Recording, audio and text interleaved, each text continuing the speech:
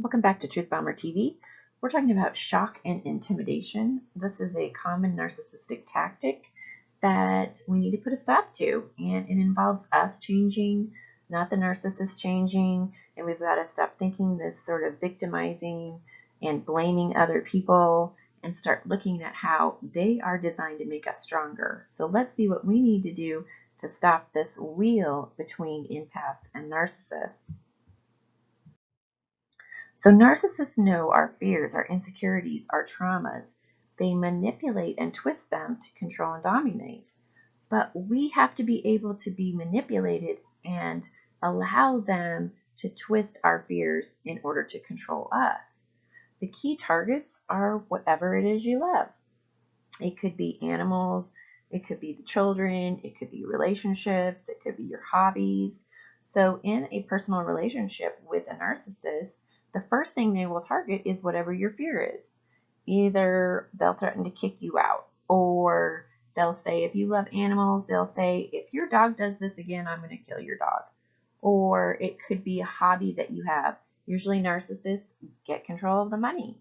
And so they'll say, well, I'm going to take this away from you if you don't do this, this, this, and this. And we all know narcissists are never happy. So whatever it is that you do is never going to fit into their perfect order of things anyways. But we play into their games by falling into our own fears, anxieties, and doubts, and allowing our emotions to be twisted and allowing these things to work against us. And so we continue to attract back to us whatever our fears are, whatever our anxieties are, whatever our doubts are, in order to work through them. And so the narcissist has to be there to say, you have this fear inside of you. You have this doubt inside of you. You have these anxieties you're living inside of you. The manipulations work because they have manufactured some kind of idea there will be death or mayhem or craziness if we do not do what they want. And this happens on a personal level. It also happens a lot in our governments.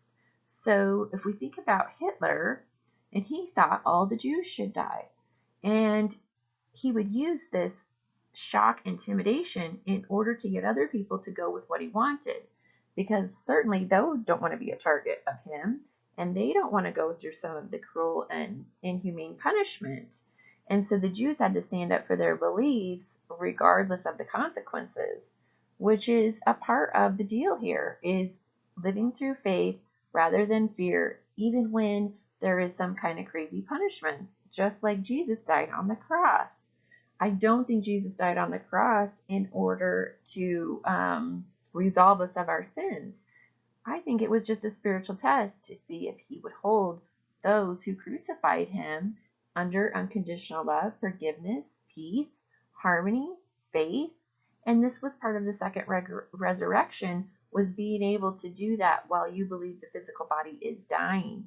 So if we are going to stop narcissists, we've got to stop letting these tactics work against us.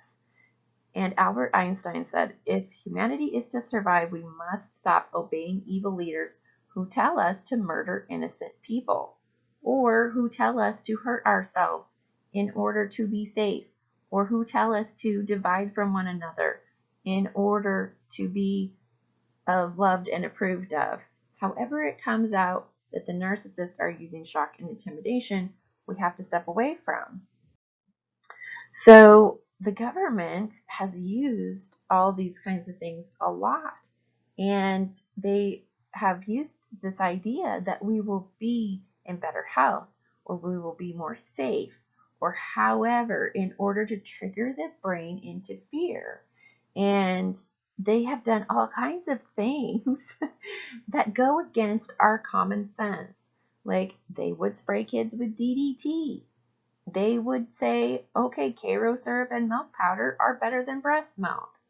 Whatever the natural order of things is, they want to go against in order to make you question yourself and what you believe, as well as in order to get domination and control. Because if we are sick, if we are energetically at a lower level, we are easier to manipulate. So there's all kinds of things that have happened in order to get people to do these things by instilling fear. If you don't get a vaccine for this, you're going to die. And as spiritualists, we know everything that happens in life has a specific order. For what we do comes back to us. Wherever that we lack compassion for others, we create karma. We do not have this internal egoic desire in order to say, I give my power away to science. I let that lead me to health or to sickness. When we understand that a lot of sickness comes from emotions, it comes from the energetic systems, and these energetic systems are connected to our spiritual bodies. But science wants to give everybody the easy, quick fix and say, if you do not take this easy, quick fix, you are going to have a horrible health, or you're going to die, or however it happens, in order to control and dominate the majority of the population. So, what is it that we need to do in order to get through these different techniques of the narcissist and see what they're supposed to teach us instead of thinking that the narcissists need to change? Everybody wants them to change. We need to stop bullies. We need to stop this. Well, bullies only pick on certain people and they only victimize certain people. Those people that have fear inside of them, insecurities and anxieties, are the people that they want to come against. They like to see who's the weak link and then pick on those people. And so these narcissists are not going anywhere. The bullies aren't going anywhere. The shock and intimidation tactics aren't going anywhere. What we need to do is look inside of us and see what is going on. Where do I'm living in my fears? Where do I have insecurities?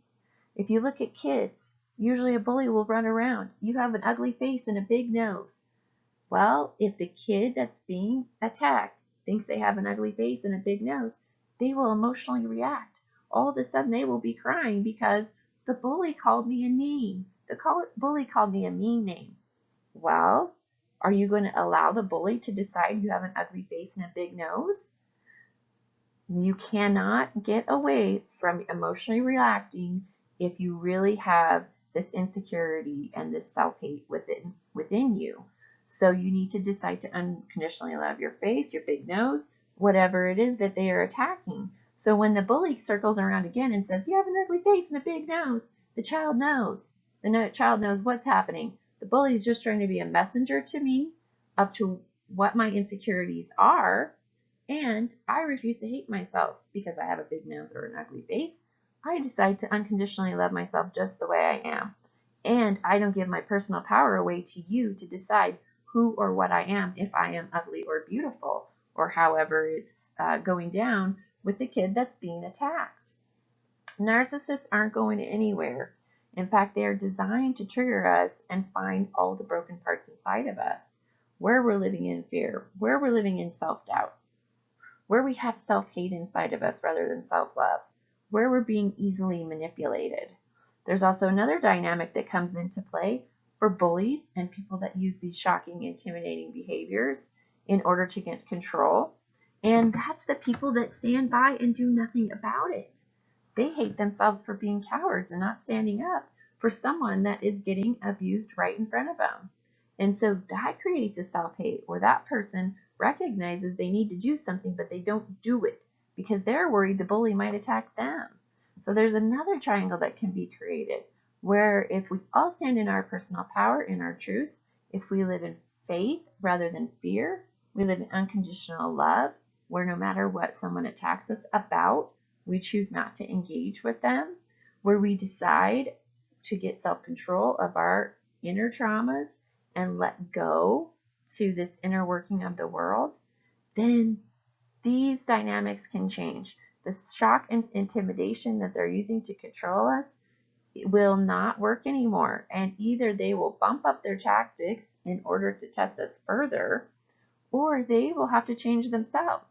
It's like a child who decides, I'm going to throw a fit because they know that the parent does not want it to throw a fit and does not like this. So the parent gives in to them.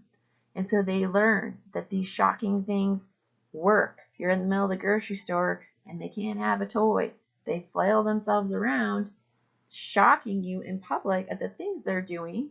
And so you're like, here, just take the toy because it seems like the easier way out.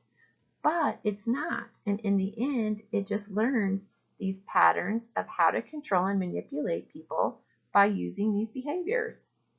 So until we decide not to let them get into our heads, until we decide to stand in our own personal power, we will continue these cycles over and over and again.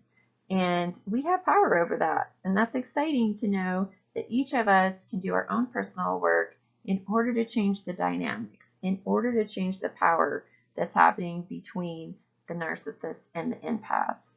So thanks for watching. I hope that's helped you to understand that shock and intimidation is designed to test you. It's designed to see what's inside of you. And once you step over it, it no longer affects you, and it doesn't allow you to make decisions based on fear anymore, which is exciting. So thanks for watching. I will see you next Wednesday. You can check out my website at www.narcissistnirvana.com. Have a great Wednesday.